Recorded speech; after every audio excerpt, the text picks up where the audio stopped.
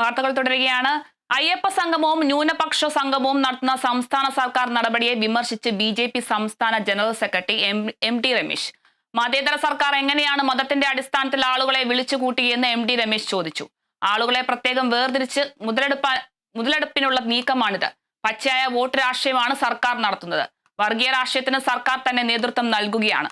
ഇത് ഭരണഘടനാ ലംഘനവും സത്യപ്രതിജ്ഞാ ലംഘനവുമാണെന്ന് എം.ടി. രമേശ് കോഴിക്കോട് പറഞ്ഞു. ഒരു മതേതര ഗവൺമെൻറ് എങ്ങനെയാണ് ആളുകളുടെ മതത്തിൻ്റെ അടിസ്ഥാനത്തിൽ സംഘടിപ്പിക്കുക?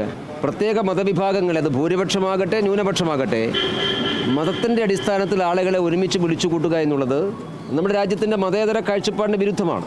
ഈ ഗവൺമെൻറ് ചെയ്യുന്നത് ഭരണഘടനാ വിരുദ്ധമാണ്, സത്യപ്രതിജ്ഞാ ലംഘനമാണ്. ന്യൂനപക്ഷ സംഗമം നടത്തുന്ന ഗവൺമെൻറ് ഭൂരിപക്ഷ സംഗമം നടത്തുമോ? എന്താണ് ഒരു മേഖലയോട് മാത്രം ഇത്ര താല്പര്യം? അതുകൊണ്ട് അത് പച്ചയായ വോട്ട് രാഷ്ട്രീയമാണ്.